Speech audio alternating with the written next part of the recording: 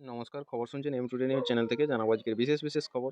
বাছাই করা খবরগুলো পেতে চ্যানেলটিতে সাবস্ক্রাইব করে পাশে থাকা বেল আইকনটি অল করে রাখুন। শুরুতেই হেডলাইন্স। জম্মু ও কাশ্মীরের শোপিয়ানে একটি মার্কেটে অগ্নিকাণ্ড। ঘটনাস্থলে পৌঁছেছে দমকলের একাধিক ইঞ্জিন। মধ্যপ্রদেশের উজ্জয়িনীতে মহাকালেশ্বর মন্দিরে চলছে ভস্য আরতি। উড়িষ্যার পুরীতে গোটা এলাকা ঢেকে গিয়েছে কুয়াশায়। অধ্যক্ষ পরিষদের ইউনিটে বদল। জম্মু ও কাশ্মীরের রামবনে ধসের জেরে ব্যাপক ট্রাফিক রয়েছে জম্মু শ্রীনগর জাতীয় সড়কে। নৌবাহিনীর কার র্যালির সূচনা। নবরত্ন সংস্থা হলো আইআরসিটিসি। দীঘার জগন্নাথ মন্দির উদ্বোধনের সূচি ঘোষণা। কালীঘাট স্কাইওয়াক উদ্বোধন 14 এপ্রিল। হাওড়ায় শুরু হলো দুয়ারে পুরসভা। কেন্দ্রীয়ভাবে জঞ্জাল সাফাইয়ের নির্দেশ। জাল সিম কাণ্ডে তিলজলা থেকে গ্রেপ্তার 2 ব্যক্তি। মা ও মেয়েকে কুপিয়ে খুনের চেষ্টা করল দেওর। বালুরঘাটে একই এপিক নম্বরে 3জন ভোটারের খোঁজ মিলল। অন্ধ্রপ্রদেশের রাজা মন্দির পুষ্করঘাটে গোদাবরী নদীতে নৌকাডুবি, মৃত 2।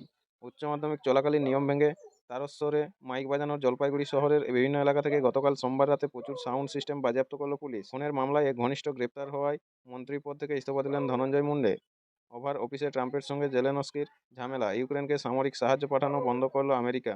জলপাইগুড়ির ক্রান্তির ধনতলা বাজার এলাকায় পিকআপ ভ্যানের সঙ্গে টোটোর সংঘর্ষ, জখম 1।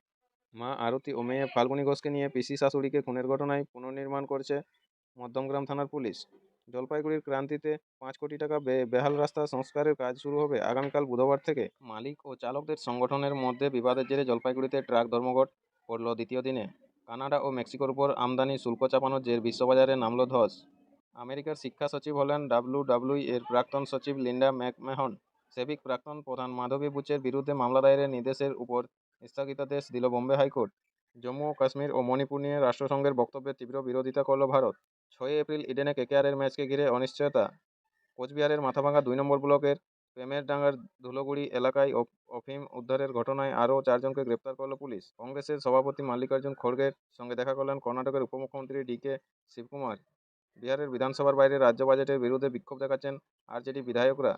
জগদ্দল থানার শ্যামনগর পাওয়ার হাউস মোড়ে ঘোষপাড়া রোডে যাত্রী বোঝাই অটো উল্টে মৃত্যু হলো এক আইসিএসসি পরীক্ষার্থীর মায়ের।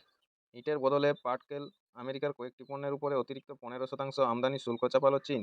পথ দুর্ঘটনায় মৃত্যু হলো ছেলের, জখম বাবা। আজ মঙ্গলবার দুর্ঘটনাটি ঘটেছে পশ্চিম মেদিনীপুরের খড়গপুর শহরে। 212 পয়েন্ট পড়েছে সেন্সেক্স। চ্যাম্পিয়ন্স ট্রফি 2025 টসে জিতে ব্যাটিংয়ের সিদ্ধান্ত অস্ট্রেলিয়ার, বিপক্ষে ভারত।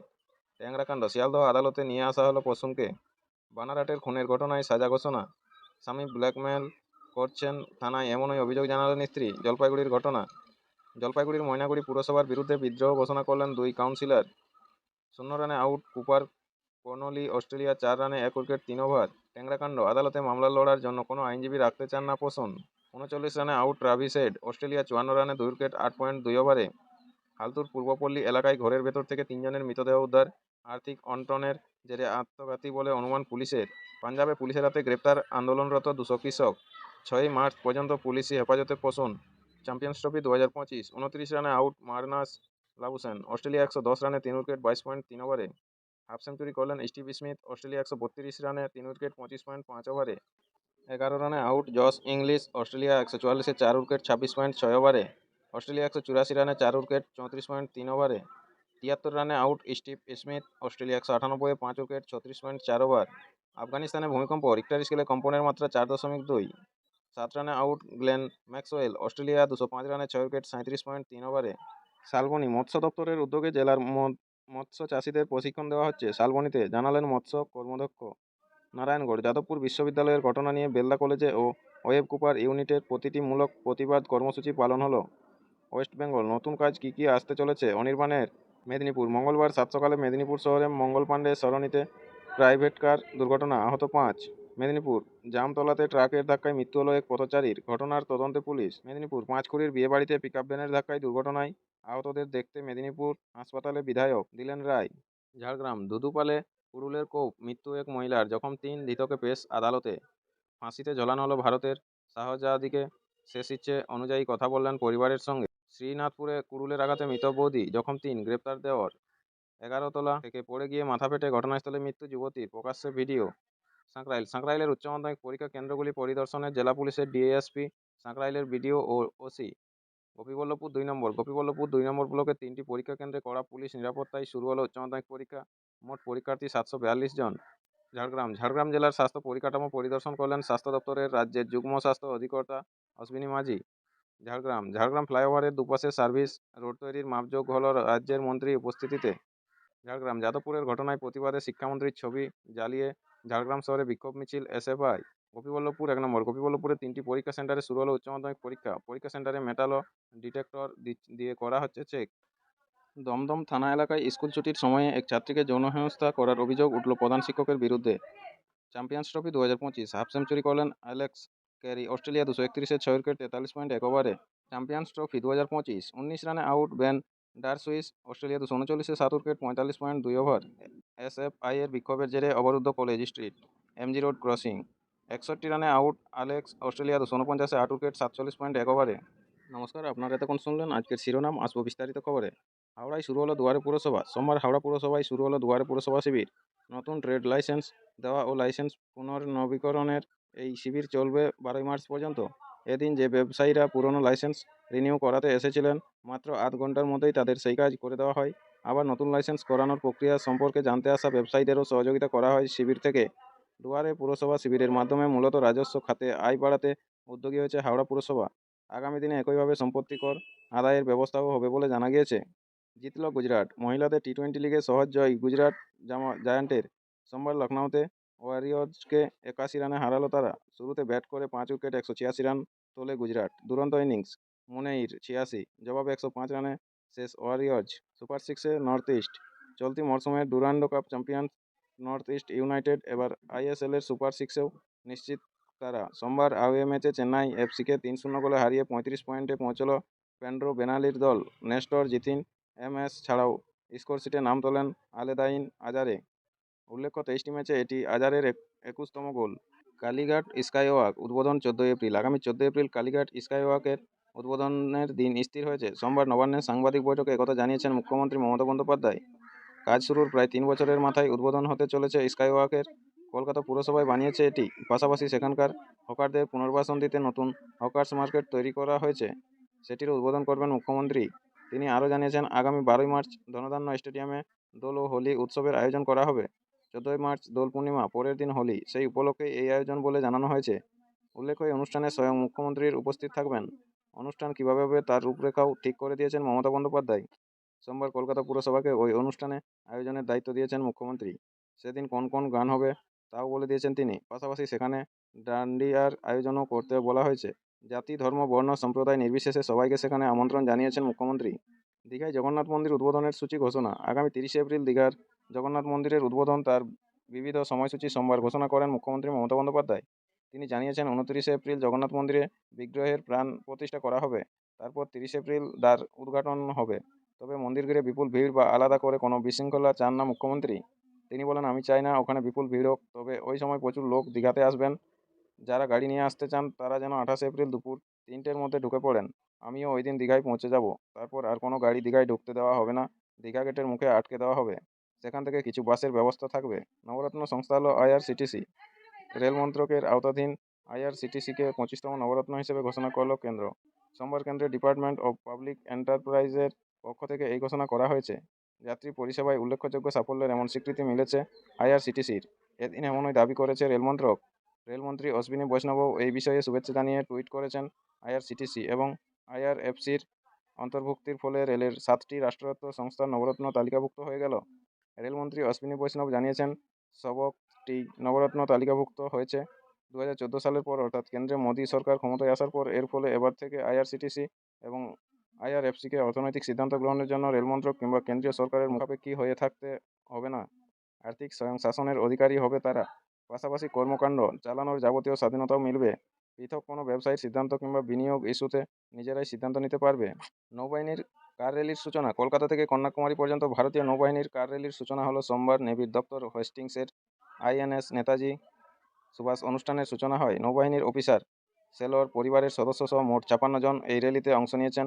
কলকাতা থেকে ওড়িশা, অন্ধ্রপ্রদেশ, তেলেঙ্গানা এবং তামিলনাড়ুর উপকূল হয়ে এই যাত্রা শেষ হবে আগামী 21 মার্চ। আপনাদের সকলকেই বলা হচ্ছে, যারা নিয়মিত গুরুত্বপূর্ণ খবরগুলো শুনতে চান আমাদের চ্যানেলটি সাবস্ক্রাইব করে রাখুন। ফিরে আসবো খবরে। কেন্দ্রীয়ভাবে জঞ্জাল সাফাইয়ের নির্দেশ। বিভিন্ন পুরসভা এলাকায় জঞ্জাল সাফাই এবং কঠিন বর্জ্য ব্যবস্থাপনা সঠিকভাবে হচ্ছে না। অনেক এলাকাতেই রাস্তায় জঞ্জাল জমে থাকছে। নিয়মিত সাফাই হচ্ছে না বলে অভিযোগ। পাশাপাশি বিভিন্ন ধরনের জঞ্জাল পুনর্ব্যবহারযোগ্য করে তোলার যে প্রক্রিয়া, তাও বহু পুরসভা এখনও করে উঠতে পারেনি। এই অবস্থায় জঞ্জাল সাফাইয়ের বিষয়টি সেন্ট্রালাইজার বা কেন্দ্রীয়ভাবে করার নির্দেশ দিলেন মুখ্যমন্ত্রী মমতা বন্দ্যোপাধ্যায়। প্রশাসনিক সূত্রে খবর, এই বিষয়ে পুর ও নগর উন্নয়ন দপ্তর যাবতীয় বিষয় ঠিক করবে। আলাদা আলাদাভাবে কোনো পুরসভাকে এই কাজ করতে হবে না। বালুরঘাটে একই এপিক নম্বরে ৩ জন ভোটারের খোঁজ মিলল। বালুরঘাটে একই এপিক নম্বরে ৩ জন ভোটারের হদিশ, যার মধ্যে ২ জন হলেন দক্ষিণ দিনাজপুরের বালুরঘাটের বাসিন্দা, অপরজন গুজরাটের। সেই ঘটনাকে কেন্দ্র করে চাঞ্চল্য ছড়িয়েছে। গোটা বিষয়টি ভোটার লিস্ট মেলাতে গিয়ে ধরে ফেলেন বালুরঘাট পুরসভার ৪ নম্বর ওয়ার্ডের কাউন্সিলর নিতা নন্দী। শুধু তাই নয়, পতিরামের এক ভোটারের এপিক নম্বরে আবার গুজরাটের ভোটারের নাম বেরিয়েছে। আবার পতিরামের ওই ভোটারের নাম রয়েছে তপন বিধানসভা কেন্দ্রেও। গতকাল সোমবার থেকে ভোটার লিস্ট মেলাতে গিয়ে এমনই গরমিল ধরছেন তৃণমূল কর্মীরা। প্রতিদিন নিয়মিত গুরুত্বপূর্ণ খবরগুলো শোনার জন্য আমাদের চ্যানেলটি সাবস্ক্রাইব করে রাখুন। ফিরে আসবো খবরে। জলপাইগুড়ি মেডিকেলে অমিত জলাতঙ্কের প্রতিষেধক। জলাতঙ্কের প্রতিষেধক নেই জলপাইগুড়ি মেডিকেলে। কুকুর, বিড়ালের কামড় বা আঁচড়ে জখম রোগীদের আজ মঙ্গলবার সকাল থেকেই ফিরিয়ে দেওয়া হচ্ছে। অ্যান্টি রেবিস ভ্যাকসিন না পেয়ে চরম বিপাকে পড়েছেন রোগীরা। প্রতিদিন জলপাইগুড়ি মেডিকেলে কুকুর, বিড়াল, বাঁদরের কামড়, আঁচড়ে জখম শতাধিক মানুষ ভ্যাকসিন নিতে আসেন। অথচ এদিন সকাল থেকে সেই ভ্যাকসিন না পেয়ে চরম ক্ষুব্ধ তারা। কেন ভ্যাকসিন নেই তা নিয়ে মেডিকেল কলেজ কর্তৃপক্ষ অবশ্য কিছু জানতে নারাজ। রোগীদের দাবি, হাসপাতাল থেকে বলা হচ্ছে এখন ভ্যাকসিন নেই, পরে যোগাযোগ করতে হবে। কানাডা ও মেক্সিকোর উপর আমদানি শুল্ক চাপানোর জোর, বিশ্ববাজারে নামল ধস। আগেই কানাডা ও মেক্সিকোর উপর আমদানি শুল্ক চাপানোর কথা ঘোষণা করেছিলেন ট্রাম্প। কিন্তু ওই দুই দেশের রাষ্ট্রপ্রধানদের সঙ্গে কথা বলার পর প্রায় ১ মাস সেই শুল্ক চাপানোর সিদ্ধান্ত স্থগিত রাখেন আমেরিকার প্রেসিডেন্ট। কিন্তু আর দেরি নয়, এবার মঙ্গলবার থেকেই কানাডা ও মেক্সিকোর উপর ২৫% আমদানি শুল্ক চাপানোর সিদ্ধান্ত কার্যকর করলেন ডোনাল্ড ট্রাম্প। পূর্ব ঘোষণা মতোই চীনের উপর চাপানো হয়েছে ১০% আমদানি শুল্ক, যার ফলে গোটা বিশ্বের শেয়ার বাজারে ধাক্কা লেগেছে। হু হু করে পড়তে শুরু করেছে একাধিক শেয়ারের দাম। মেক্সিকোর অর্থ পেসো ও কানাডার ডলারের দাম হু হু করে পড়ছে বিশ্ববাজারে। ধস নেমেছে ওয়াল স্ট্রিটে, যার ফলে বিপাকে পড়েছেন শেয়ার বিনিয়োগকারীরা।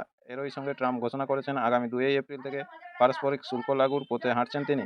জম্মু ও কাশ্মীর ও মণিপুর নিয়ে রাষ্ট্রসংঘের বক্তব্যের তীব্র বিরোধিতা করল ভারত। জম্মু ও কাশ্মীর ও মণিপুরের পরিস্থিতি নিয়ে রাষ্ট্রসংঘের বক্তব্যের তীব্র বিরোধিতা করল ভারত। জেনেভায় রাষ্ট্রসংঘের মানবাধিকার কাউন্সিলের ৫৮তম সাধারণ সভা চলছে। গতকাল সোমবার সেই সভাতেই বিশ্বব্যাপী মানবাধিকার সংক্রান্ত পরিস্থিতি নিয়ে বক্তব্য রাখেন রাষ্ট্রসংঘের মানবাধিকার কমিশনার ভলকের তুর্ক। তিনি বলেন, কাশ্মীরে মানবাধিকার কর্মীদের হেনস্থা হতে হচ্ছে, তাতে আমি উদ্বিগ্ন।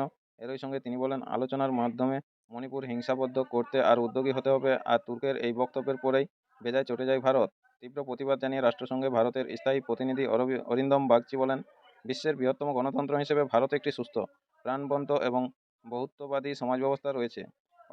অপ্রতিষ্ঠিত এবং ভিত্তিহীন মন্তব্যগুলি বাস্তব পরিস্থিতির থেকে সম্পূর্ণ ভিন্ন। ৬ই এপ্রিল ইডেনে কেকেআরের ম্যাচকে ঘিরে অনিশ্চয়তা। আপনাদের সকলকেই বলা হচ্ছে, যারা নিয়মিত গুরুত্বপূর্ণ খবরগুলো শুনতে চান আমাদের চ্যানেলটি সাবস্ক্রাইব করে রাখুন। ফিরে আসবো খবরে। আগামী ৬ এপ্রিল ইডেনে রয়েছে আইপিএলের ম্যাচ। মুখোমুখি হবে কেকেআর ও লখনউ সুপার জায়ান্টস। কিন্তু ওই দিন ইডেনে নিরাপত্তা দেওয়া সম্ভব নয় বলে সিএবিকে চিঠি দিয়ে জানালো কলকাতা পুলিশ। জানা গিয়েছে ওই দিন রামনবমী রয়েছে, সেই কারণেই শহর থেকে জেলায় বাড়তি নিরাপত্তা দেওয়া হবে। তাই আইপিএলের ম্যাচে নিরাপত্তা দিতে গেলে সমস্যায় পড়তে হবে কলকাতা পুলিশকে।